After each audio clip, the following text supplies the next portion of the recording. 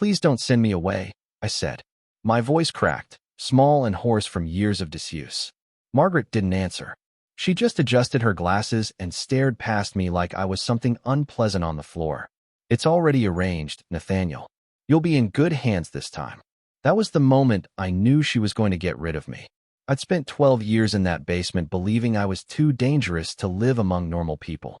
Margaret, my stepmother, though she insisted I call her Mrs. Holt, told everyone I was mentally disturbed. She said I had violent blackouts, that I'd attacked a teacher when I was 6, that my real parents died in a crash caused by my breakdown.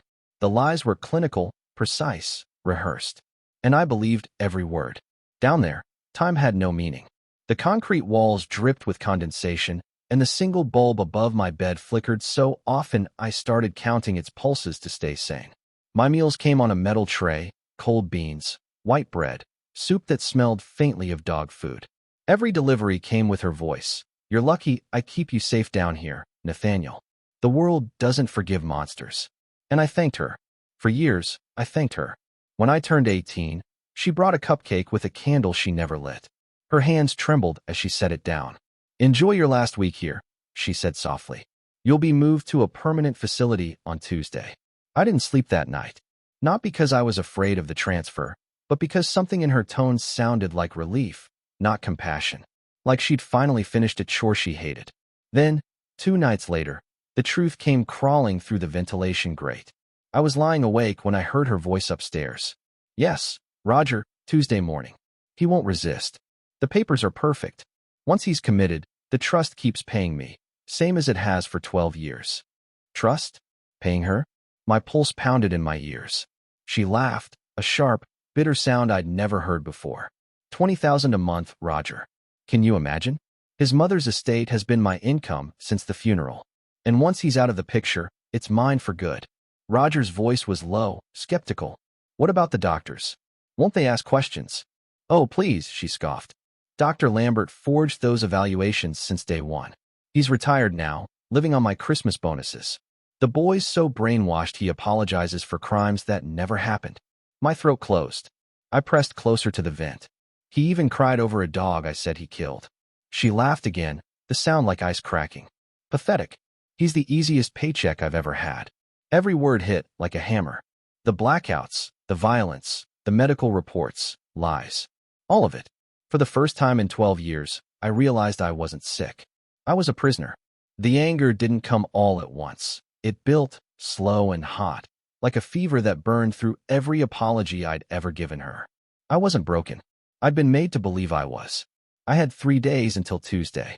3 days before she shipped me off to whatever hellhole she'd arranged. 3 days to stop being a ghost. The basement door was old, the hinges thick with paint. I'd stared at them for more than a decade, memorizing every screw, every flake of rust. I'd never dared to touch them, until now. That night, I dragged the metal food tray across the floor and snapped its corner against the sink until it bent into a crude wedge. I wedged it under the hinge pins and hammered upward with the heel of my hand. The first pin popped loose after an hour. My palms bled. I didn't stop. By dawn, both pins were out. The door hung crooked, held only by the deadbolt. I listened for footsteps upstairs. Nothing. I kicked. Once. Twice. On the third hit, the frame splintered. The door burst open. The air that hit me was heavy with dust and disuse, but it felt like freedom. I climbed the stairs, trembling, every step louder than thunder in my ears. Margaret was asleep in her bedroom. The curtains were drawn tight, the bedside lamp still glowing. Papers covered the dresser, bank statements, legal documents stamped with my last name, Callahan Trust. My name, my mother's handwriting on the original signature. She'd stolen 12 years of my life and nearly $2 million. I stood there for a long time, watching her breathe, until I realized I didn't want revenge, I wanted proof. So I took the papers, the phone she used to call Roger, and walked out the front door barefoot. The world outside felt too big, too bright. The grass hurt my feet. The wind was cold. But for the first time, I wasn't afraid. I was free. 3 days later, I was sitting in a police station, trembling as I told my story to a detective named Grace Turner. She didn't interrupt, didn't look at me like I was crazy. When I showed her the documents, her expression changed from disbelief to fury. Margaret Holt was arrested 2 hours later. The charges included fraud, false imprisonment, and embezzlement. Dr. Lambert was picked up the same night in Arizona. I spent the next 6 months learning how to exist, how to talk to people, how to eat in public without flinching at every sound. Sometimes, when I close my eyes, I still see the flickering bulb and hear her voice telling me I'm dangerous. But then I remember Detective Turner's words the day she drove me to my first real apartment. "You weren't dangerous, Nathaniel. You were just forgotten." I looked out the window then, sunlight spilling through the trees, and whispered, "Not anymore." "You're quiet today," Margaret said, her voice slicing through the damp air of the basement like a blade. She balanced the metal tray on the edge of the doorframe, the smell of cold beans and bleach filling the narrow space. Her gold cross necklace gleamed in the low light, the same one she wore every Sunday when she wanted to look like a saint in front of the neighbors. I kept my head down. "Just scared about Tuesday," I murmured. The trick was to sound small, weak, manageable. "Will you visit me at the facility?" She softened, just a little. "Of course, Nathaniel. Every month. I'll make sure you're taken care of, like a good mother should." She smiled, a genuine, almost tender curve of her lips, and for a moment I almost believed her. But that moment passed, and so did she, humming a church hymn as the heavy door locked behind her. Click, click, click. The frame near the hinge was my focus now. Water damage had warped it years ago after a leak from the upstairs bathroom. The wood had rotted, soft and spongy in one corner. I'd noticed it as a boy and thought it was ugly. Now it looked like a miracle. That night, when the grandfather clock upstairs struck 2, I started scraping at the damp wood with the edge of a fork I'd hidden for months. Splinters stabbed my fingers, the metal bent and bit into my palm, but I didn't stop. Every strip that came loose felt like a heartbeat closer to freedom. By 3 a.m., the hinge groaned, the lock shuddered, and then the wood gave way with a muted crack. I froze, breath caught. Silence. No footsteps above. Just the tick-tock-tick of that damn clock. I pulled harder, the frame splintering until, for the first time in 12 years, the door swung open. The stairs looked steeper than I remembered. My legs trembled under the weight of my own body as I climbed. On the 7th step, a board creaked. I froze again, listening. Nothing. The house was asleep. The world above smelled like lemons and money. Polished floors, scented candles, expensive things bought with my mother's name. The kitchen was unrecognizable, all chrome and marble, sunlight-colored light fixtures, and sleek appliances. Family photos lined the walls, but none of them showed me. Just Margaret and her lover, Roger Kane, smiling from beaches, mountains, ski trips. My mother's fortune funded every grin. In the office, I found the truth laid bare. Bank statements, monthly deposits from the Helena Callahan Trust. My mother's name, $20,000 every month. 12 years. My stomach churned. A folder sat on the desk, Nathaniel commitment documentation. Inside were psychiatric reports signed by Dr. Lambert. Words leapt off the page: violent dissociative episodes, severe psychosis, danger to others. None of it real. And then I found the file that shattered me. A missing persons report. Case closed, presumed dead. Nathaniel Callahan, age 6. The world thought I was dead. I stuffed the papers into a plastic bag, the bank records, the forgeries, the missing person report, and a photo of my parents smiling at the beach. My mother's arm around me, her face radiant.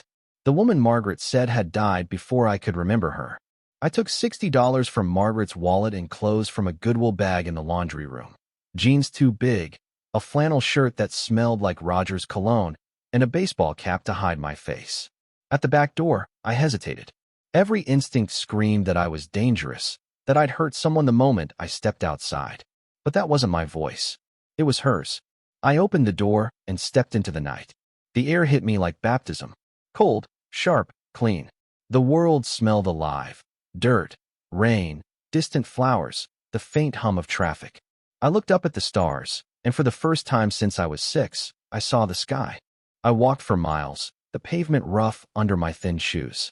My legs screamed, unaccustomed to movement, but I didn't stop until city lights appeared ahead. By sunrise, I was standing in downtown Portland, filthy, shaking, and free. A sign in a building window read, "Help wanted, janitor, immediate start." Inside, A tired man with a cigarette-stained beard squinted at me. You 18? Yes, sir. Can you start today? Yes, sir. He tossed me a set of keys and a uniform. Night shift. Minimum wage. Don't steal anything. For 2 weeks, I cleaned offices from 6 p.m. to 2 a.m. I slept in a storage closet, showered before the morning shift, and ate leftover sandwiches from catered meetings. Nobody looked twice at the quiet janitor who flinched at every loud noise and didn't own a phone. Then came the night everything changed. I was mopping the 20th floor when I noticed light under a conference room door. Normally the place was empty by midnight, but someone was working late. I pushed the door open and froze. An older man sat surrounded by open files. He looked up, and his coffee cup shattered against the floor. My God, he whispered. You can't be real. I'm sorry, sir.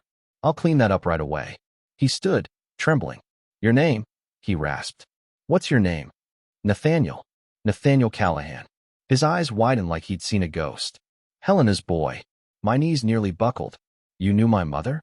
I drafted her trust, he said, voice breaking. Harrison Ridgway. She hired me when you were born. We've been sending your guardian money for 12 years. My throat tightened. Margaret Holt. He nodded slowly, realization dawning. She told us you were dead. She kept me in a basement, I said, barely breathing. For 12 years. Ridgway's face turned red with fury. Dear God. We need the police, now. He grabbed his phone. Patricia, get Detective Grace Turner on the line. Tell her Helena Callahan's son is alive. And bring me every trust document from 2007 onward. Within an hour, Detective Turner arrived, followed by 2 FBI agents. They listened as I told them everything. The blackouts, the fake doctor reports, the beatings, the trust money. Detective Turner's jaw clenched harder with every word. We move now, she said, her tone sharp and low. If she realizes he's gone, she'll run. By 3 a.m., Margaret Holt was surrounded by police as she loaded suitcases into her car. They found Roger Kane burning documents in the backyard. The basement still reeked of damp concrete and fear. My old mattress, the bucket toilet, my scratch marks on the walls, all proof of 12 stolen years. The trial gripped the nation. The basement boy case, they called it. Margaret's calm courtroom demeanor shattered when the forged reports were shown. Dr. Lambert confessed to falsifying every record. Roger's plea deal exposed plans to smuggle me to Mexico under a false name. Margaret got 40 years. Lambert 15. Roger 10. But even when justice came, silence followed. Ridgway became my anchor. He oversaw the trust personally, $32 million after investments. Your mother was brilliant, he told me, showing me photos of her laughing, reading, holding me as a baby. She'd be proud you survived. He introduced me to his family, helped me enroll in therapy, and found me an apartment with big windows. I insisted on that. Light mattered now. My kitchen has 3. My bedroom faces east. I wake up to sunlight every morning, just because I can. I earned my GED in a year. By 21, I was in law school. Ridgway says I inherited my mother's mind for justice. I like to think I inherited her heart, too. My therapist, Dr. Chun, says progress isn't linear. Some nights, I still wake up thinking I'm back in the dark. But I've learned how to breathe through it, how to remind myself that I'm not underground anymore. Last month, I met my mother's sister, Teresa. She cried when she saw me. You have Helena's eyes, she said. Her courage, too. She introduced me to cousins, uncles, grandparents, a whole family that had buried an empty coffin. They didn't care about the money, the case, the fame. They just wanted to know me. I started a foundation with part of the trust, the hidden ones. We find children who've disappeared without a trace, some hidden by the very people meant to protect them. In a year, we've rescued 17. 17 lives reclaimed from basements, attics, and silence. Because monsters don't hide in the dark. They hold the keys. People ask if I forgive Margaret. I tell them forgiveness is for mistakes. What she did wasn't a mistake.